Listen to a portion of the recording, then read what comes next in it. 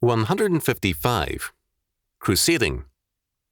Chalcedon Report number 153, May 1978. One of the marks of the crusading temperaments is the desire to reform everyone except oneself. The crusader has a simple solution: to remake the world after his own image. Crusading thus fosters self-righteousness, and self-righteousness promotes and feeds on hypocrisy. Modern warfare is a form of crusading, and hence its particularly intense form of horror. It is total war, because the more clearly it becomes a crusade, the more it works for obliteration. At its worst, we see this total warfare in the various forms of international and national socialism, but it is present in all modern states. The first great rehearsal of total war was the American conflict, 1860 to 1864.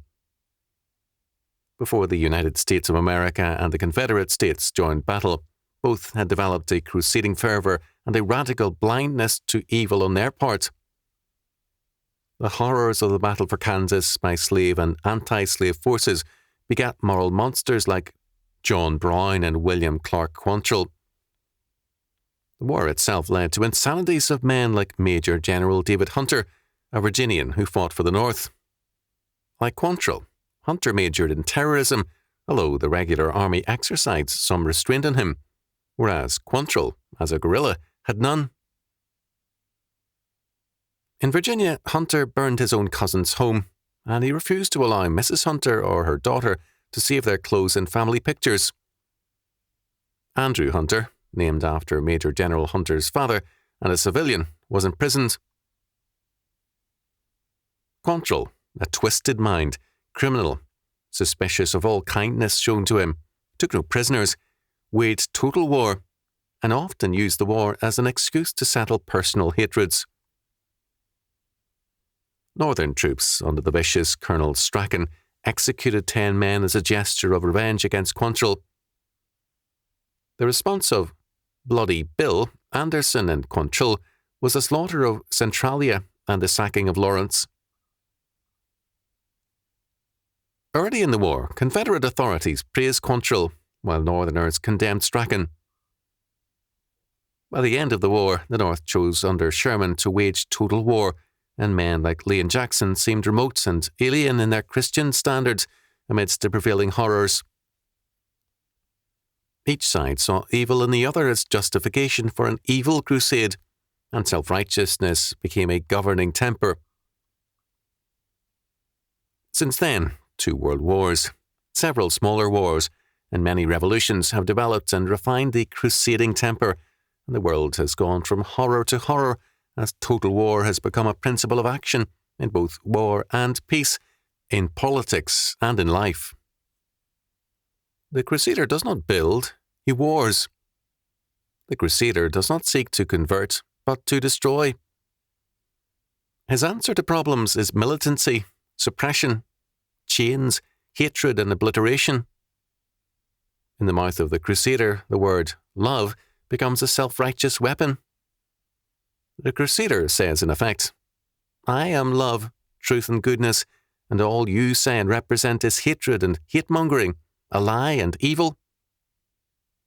The crusader hopes for a better world through a better organized suppression of all opposition, through gaining political power, control of wealth and of peoples, and through a domination of society in the name of his, quote, good, end quote.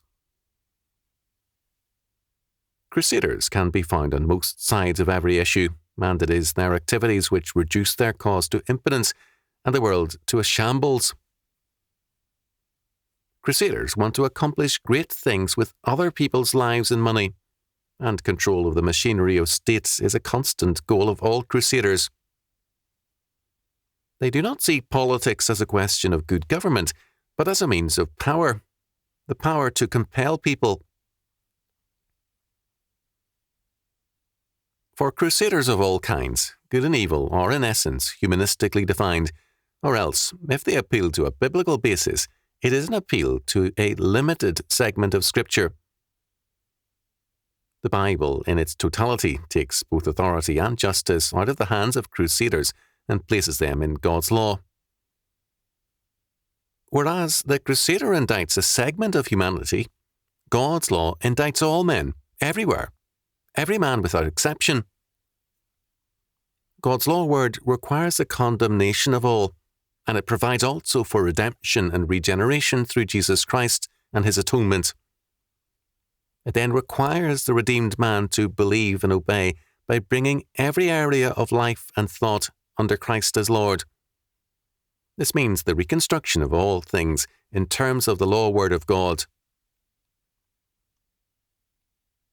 Deuteronomy chapter 28 makes it clear that irresistible blessings follow obedience, and irresistible curses follow disobedience. Our Lord indicts the whole crusading mentality as one of hypocrisy and blindness, because it seeks an outward conformity and cleanliness rather than true justice and faith. Matthew chapter 23, verses 13 to 33. Total war presupposes the validity of this emphasis on externals. As Tong Chi Ping, in his very telling account of Red China, the Thought Revolution, points out, hypocrisy succeeds best in such a regime. Because humanism in all its forms, as well as the crusading mentality, sets a priority on outer controls, a premium is placed on surfaces rather than meaning. Communist ideology, says Tong Chi Ping, believes that human nature can be changed by changing the environment. Conformity is thus rewarded, and thinking distrusted. The answer to each crisis is another planned crusade. Massive demonstrations, testimonial meetings, and dramatic gestures. Faith and work are replaced by power and appearance, and so, the more the society crumbles, the greater the monuments to itself that it raises. Where environmentalism replaces regeneration as the salvation of man and society, there power must prevail as a saving agency. In regeneration, God's power is at work to create a new man who is then commissioned to exercise dominion in terms of God's law by rebuilding all things on the foundation of Jesus Christ. The key power agency is in God and His Spirit.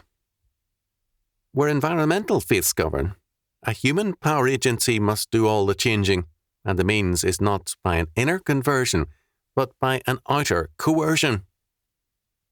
The, quote, tactic, end quote, then, is not faith and obedience, but power and coercion. Because we live in a crusading era, we live, therefore, in a highly coercive era, one in which compulsion replaces freedom and power replaces the spirit.